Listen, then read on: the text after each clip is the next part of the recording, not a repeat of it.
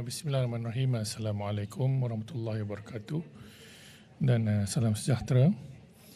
Pada petang ini saya ingin membuat sidang media berhubung dengan isu pokok ialah isu generational endgame, tapi khusus kepada jawapan yang saya terima tadi daripada Menteri Belia Sukan melibatkan apakah peranan Kementerian Belia Sukan untuk membendung lebih ramai anak muda yang dulu kita bimbang hanya golongan belia, tetapi rupa-rupanya masalah ketagihan rokok elektronik dan nikotin ini telah berlarut sampai ke peringkat anak tadika yang berumur 6 tahun, ya, seperti yang telah viral baru-baru ini dalam media sosial.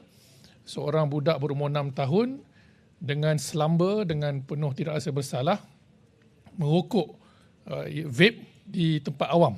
Tak ada siapa tegur. Ya. Ini satu yang membimbangkan, malah ianya satu berpunca daripada kegagalan Kabinet dan Kerajaan pada hari ini untuk benar-benar membentangkan RUU, Akta Kawalan Tembakau dan Nikotin ini. Dan ianya menjadi lebih parah, become more problematic bila mana sejak Mac yang lalu, liquid nikotin dikeluarkan daripada senarai Akta Racun.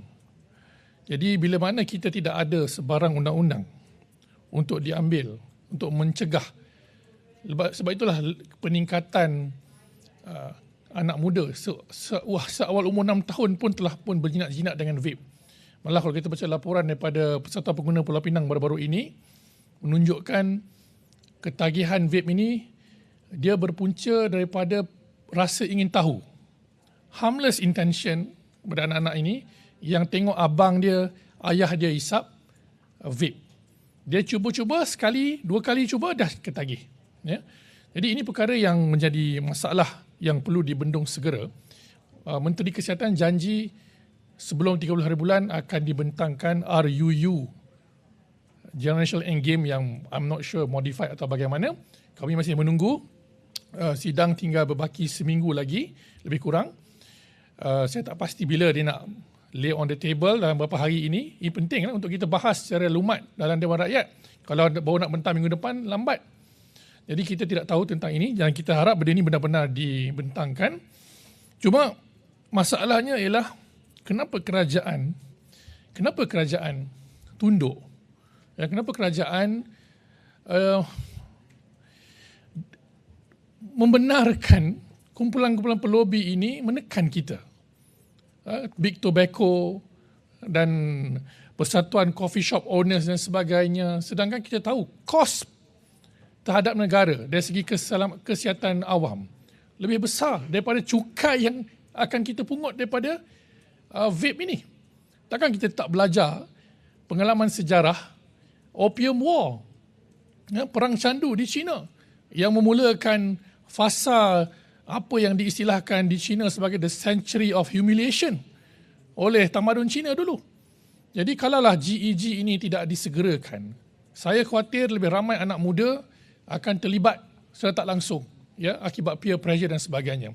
Jadi soalan saya tadi terhadap Menteri Belia Sukan adalah soalan yang penting kerana sebab tu saya menjadi mahasiswa dahulu. Saya terlibat sebagai salah seorang pimpinan Sekretariat Rakan Muda. Dalam semua program-program Rakan Muda di peringkat universiti, di peringkat sekolah, kita ada tema dan juga kempen advokasi yang bagi saya cukup berkesan ketika itu, iaitu Belia Benci Dadah. Ini zaman yang Berhormat Pengerang jadi Menteri Belia Sukan masa itu.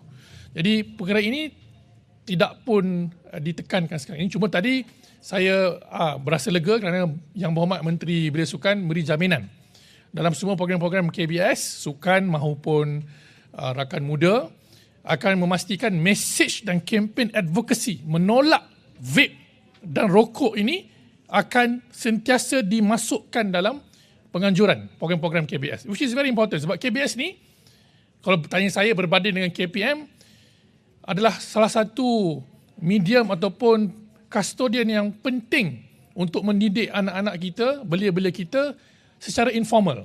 I don't think normally kids would listen to what the teacher said in school in terms of moral lesson.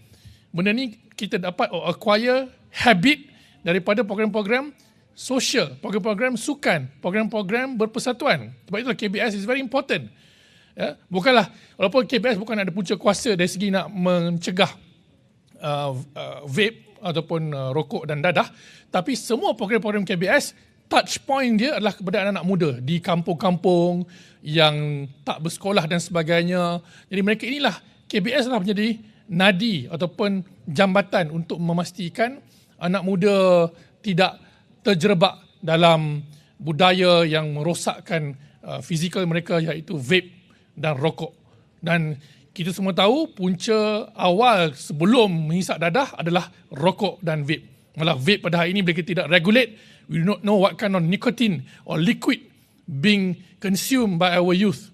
Ya, yang saya dengar banyak juga elemen-elemen dadah. Kalau tanya pemadam, there are so many cases yang kita boleh jumpa. Malah di Machang sendiri pun, di kawasan saya, vape ini menjadi alat untuk mereka consume dadah, ya, which is very, very dangerous.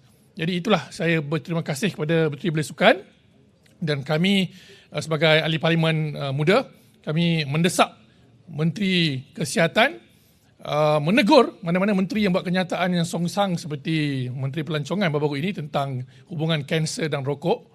Malah kita juga mengharap Menteri Kesihatan menunaikan janjinya untuk membentangkan RUU GEG yang dibaiki ke macam mana, yang konon-kononnya unconstitutional, walaupun sebenarnya dalam Jawatankuasa Pilihan Khas telah dijelaskan oleh pegawai undang-undang, it is not unconstitutional. Ia boleh dicabar, dan saya kata tadi, kita boleh cabar dalam mahkamah. Cabarlah dalam mahkamah. Let the court decide whether it is constitutional or unconstitutional.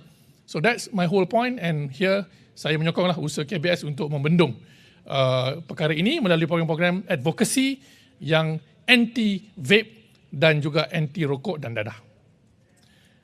Baik. Terima kasih kalau ada persoalan. Okay. Thank you very much for the time. Assalamualaikum warahmatullahi wabarakatuh.